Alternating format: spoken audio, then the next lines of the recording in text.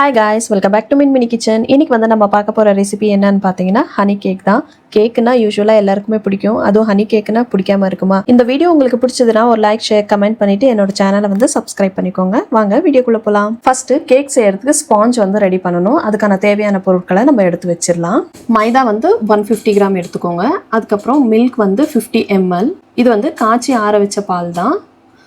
Next 20 ml oil எடுத்துக்கலாம். இது வந்து எந்த ஃப்ளேவரும் இல்லாத ஆயிலாக பார்த்து எடுத்துக்கணும். பேக்கிங் சோடா 1/4 டீஸ்பூன் வந்து தேவைப்படும், இதுவும் இருக்கட்டும். அதுக்கப்புறமா பேக்கிங் பவுடர், இது வந்து 1 டேபிள் ஸ்பூன் வந்து தேவைப்படும். ஸ்பூனோட அளவு வந்து குட்டியாக இருக்கும், பார்த்து யூஸ் பண்ணுங்கள். லாஸ்ட்டாக வந்து வெண்ணிலா எசன்ஸ் 1 டேபிள் ஸ்பூன் தேவைப்படும். அதுக்கப்புறமா 4 முட்டை எடுத்துக்கலாம். மீடியம் சைஸாக இருக்கிறத பார்த்து எடுத்துக்கணும். 200 கிராம் வந்து சுகர் எடுத்துக்கலாம். சுகர் வந்து இந்த மாதிரி பவுடர் பண்ணிவிட்டு எடுத்துக்கணும். இது வந்து 200 கிராம் இருக்கட்டும். எல்லா பொருளுமே எடுத்து வச்சுட்டோம். இதுக்கப்புறம் செய்ய ஆரம்பிச்சிடலாம். இந்த மாதிரி கொஞ்சம் அகலமாக இருக்கிறத வந்து ஒரு பாத்திரமோ இல்லை பவுலாக பார்த்து எடுத்துக்கோங்க. அதுக்கப்புறமா நம்ம எடுத்து வச்ச முட்டையை வந்து நம்ம உடச்சி ஊற்றிக்கலாம். 4 முட்டையும் வந்து உடச்சி ஊற்றிக்கோங்க. இதில் வந்து எல்லோ செப்பரேட் இல்லை ஒயிட் செப்பரேட் அந்த மாதிரி எல்லாம் எதுவுமே பண்ண தேவையில்லை. இது வந்து ஃபுல்லாகவே வந்து போட்டுட்டு அதுக்கப்புறமா பீட்டரில் வந்து பீட் பண்ண ஆரம்பிச்சிடலாம். எக் எல்லாமே வந்து பீட்டரில் தான் வந்து யூஸ் பண்ணணும். மிக்ஸி ஜாரோ இல்லை வேறு ஏதாச்சும் எக்யூப்மெண்ட்ஸ் நீங்கள் பண்ணுறீங்க அப்படின்னா அந்த அளவுக்கு பர்ஃபெக்டாக வராது. நம்ம வந்து எக்கு வந்து பீட் பண்ணும்போது நல்லா நுரையாக வந்து நல்லா உப்பி வரும். பாருங்கள், ஆஃப் பவுல் வந்திருக்கு. இந்த மாதிரி இருக்கணும். அப்போ தான் வந்து நமக்கு கேக் செய்யும் போது ரொம்ப நல்லா வரும். மெயின் வந்து எக் எந்த அளவுக்கு நல்லா பீட் பண்ணி எடுக்கிறோமோ அந்த அளவுக்கு நம்மளோட கேக்கும் வந்து நல்லாயிருக்கும். இப்போ பார்த்தீங்கன்னா நல்லா க்ரீமியாக வந்திருக்கு. இதுக்கப்புறமா நம்ம ஆஃப் பண்ணி எடுத்துடலாம். இதுக்கு மேலே வந்து ஓவராக வந்து பீட் பண்ணக்கூடாது. இந்த மாதிரி இருந்தால் போதும். நெக்ஸ்ட் வந்து நம்ம சுகர் சேர்த்துடலாம். பவுடர் பண்ணி வச்ச சுகர் தான் சேர்க்கணும். ஏன்னா அப்படியே நீங்கள் சேர்த்திங்கன்னா கரையிறதுக்கு கொஞ்சம் கஷ்டமாக இருக்கும். அதுவும் பீட்டரில் பீட் பண்ணும்போது இன்னுமே நல்லா திக்னஸாக வரும். அதனால் அந்த அளவுக்கு பீட்டரில் வந்து பீட் பண்ண முடியாது. அதனால் பவுடர் பண்ணிவிட்டு கொஞ்சம் கொஞ்சமாக வந்து சேர்த்துக்கோங்க. ஃபஸ்ட்டு ஒரு 2 ஸ்பூன் சேர்த்துட்டு பீட் பண்ணிக்கோங்க. அதுக்கப்புறமா திருப்பி 2 ஸ்பூன் போட்டுட்டு பீட் பண்ணிக்கோங்க. இந்த மாதிரி தான் கொஞ்சம் கொஞ்சமாக வந்து சேர்த்துட்டு பீட் பண்ணி எடுக்கணும். வீடியோவில் கொஞ்சம் ஃபாஸ்ட்டாக இருக்கிற மாதிரி தான் இருக்கும், பட் ஆனால் நம்ம வந்து ஸ்லோவாக தான் செய்கிறோம். பாருங்கள், இப்போ வந்து ஃபைனலாக வந்து போட்டுட்டு எல்லாமே பீட் பண்ணி எடுக்க போகிறேன். அட்லீஸ்ட் ஒரு 10 to 12 மினிட்ஸ் ஆச்சு நம்ம வந்து சுகரை போட்டுட்டு வந்து பீட் பண்ண வேண்டியதாக இருக்கும். கேக் பொறுத்த வரைக்கும் பொறுமை ரொம்ப முக்கியம். அப்போ தான் வந்து நம்மளோட கேக் வந்து ரொம்ப சூப்பராக வரும். இப்போ எல்லாமே வந்து பீட் பண்ணி முடிச்சாச்சு. நெக்ஸ்ட் வந்து வெண்ணிலா எசன்ஸ் வந்து 1 டேபிள் ஸ்பூன் சொல்லியிருந்தேன் இல்லைங்களா, நான் வந்து இந்த கப்லேயே வந்து 1 டேபிள் ஸ்பூன் வந்து போட்டுக்கிறேன். இப்போது எல்லாமே வந்து மிக்ஸ் பண்ணி விட்டுடலாம். பீட்டர்லேயே ஒரு 4 டைம்ஸ் வந்து நம்ம கலந்து விட்டோம் அப்படின்னா நல்லாவே மிக்ஸ் ஆகிடும். இதுக்கப்புறமா நம்ம வந்து ஆயில் சேர்த்துக்கலாம். ஃபுல்லாகவே சேர்த்துட்டு பீட்டர்லேயே ஒரு வாட்டி நல்லா பீட் பண்ணி எடுத்துக்கோங்க. இதுக்கப்புறமா நம்மளுக்கு வந்து பீட்டர் தேவைப்படாது. நல்லா பீட் பண்ணி முடிச்சிட்ட பிறகு எடுத்து வச்சிடலாம். நெக்ஸ்ட் வந்து மைதாவில் பேக்கிங் பவுடர் அதுக்கப்புறம் பேக்கிங் சோடா வந்து சேர்த்துட்டு மிக்ஸ் பண்ணலாம். ஃபர்ஸ்ட் வந்து பேக்கிங் பவுடர் வந்து 1 டேபிள் ஸ்பூன் போட்டுக்கோங்க. ஸ்பூனோட அளவு பாருங்கள், குட்டி ஸ்பூனாக தான் நான் வந்து யூஸ் பண்ணுறேன். இதில் தான் நான் வந்து 1 ஸ்பூன் போட்டிருக்கேன். அதுக்கப்புறமா பேக்கிங் சோடா வந்து 1/4. உங்களுக்கு தேவைப்பட்ட மெஷரிங் ஸ்பூன்ஸ் கூட வரும். அதுலேயும் நீங்கள் வந்து கரெக்டாக மெஷர் பண்ணி வந்து போட்டுக்கலாம். பேக்கிங் சோடா ஆகட்டும் வேறு எதாச்சும் ஆகட்டும் கரெக்டாக வந்து மெஷர் பண்ணலாம். நான் வந்து ஆல்ரெடி ஒரு 4 டைம்ஸ் ஆச்சு நான் ட்ரை பண்ணியிருக்கேன். ரொம்ப நல்லா வந்திருக்கு இந்த கேக்கு. அதனால தான் இந்த ஸ்பூன் யூஸ் பண்ணுறேன், எனக்கு கரெக்டாக தெரியும். அதுக்கப்புறமா எல்லாமே மிக்ஸ் பண்ணிவிட்டு ஒரு 2 வாட்டி வந்து மைதா மாவை நல்லா ஜலிச்சு எடுத்து வச்சுக்கோங்க. நம்ம சுகர் எப்படி ஆட் பண்ணி மிக்ஸ் பண்ணமோ அதே மாதிரி தான் மைதாவும் போட்டு கட் அண்ட் ஃபோல்ட் மெத்தடில் வந்து மிக்ஸ் பண்ணணும். ஓவராக வந்து மிக்ஸ் பண்ணக்கூடாது, மெதுவாக வந்து மிக்ஸ் பண்ணுங்க.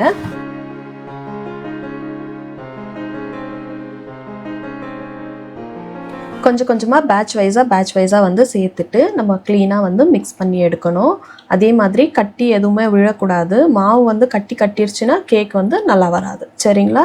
இது மிக்சிங்கில் தான் நமக்கு வந்து பர்ஃபெக்டாக எப்படி இருக்கும் கேக்கு அப்படின்றது நம்மளுக்கு ஆல்ரெடி தெரிஞ்சிடும். இப்போ பாருங்கள், ஃபைனலாக வந்து பால் சேர்த்துக்கலாம். எல்லாமே ஒரு வாட்டி நல்லா மிக்ஸ் பண்ணிட்டோம்னா நம்மளோட பேட்டர் வந்து நல்லா சூப்பராக ரெடி ஆயிடுச்சு.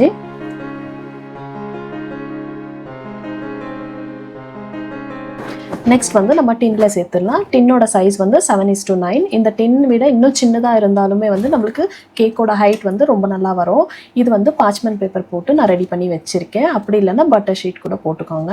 நெக்ஸ்ட் வந்து நம்ம செஞ்சு வச்ச பேட்டரை வந்து இதில் ஃபுல்லாக ஊற்றிடலாம்.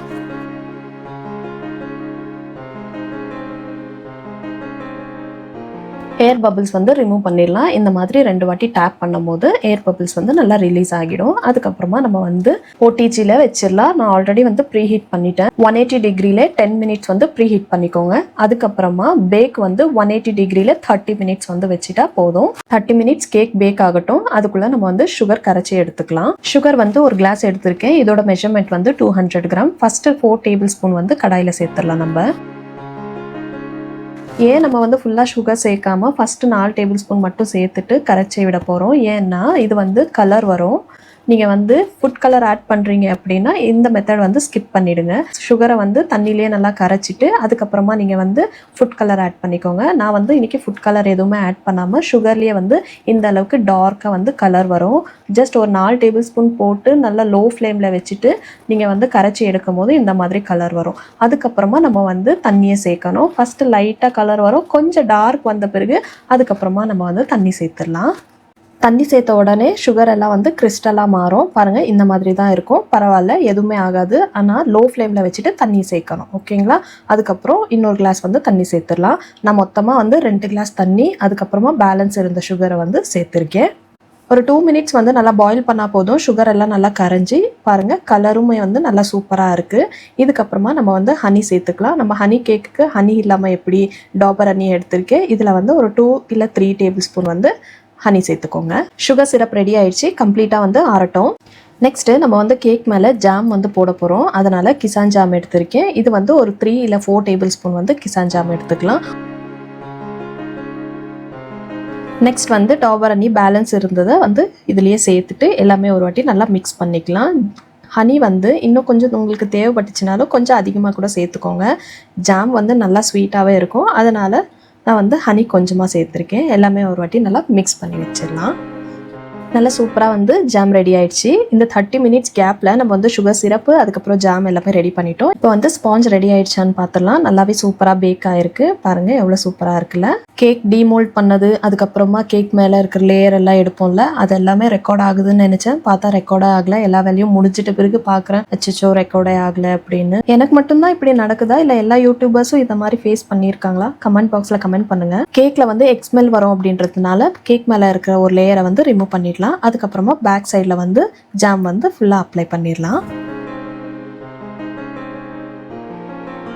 எந்த சைஸ் வேணுமோ அந்த சைஸில் வந்து நம்ம கேக் எல்லாமே கட் பண்ணி எடுத்துடலாம். அப்போ தான் வந்து சுகர் சிரப்பில் டிப் பண்ணுறதுக்கு நல்லாயிருக்கும். எல்லாமே கட் பண்ணி முடிச்சிட்ட பிறகு அதுக்கப்புறமா 4 கார்னர்ஸ்லேயும் நம்ம வந்து சுகர் சிரப்பை டிப் பண்ணி எடுக்க போகிறோம். பாருங்கள், எவ்வளோ சூப்பராக இருக்குது கலரு.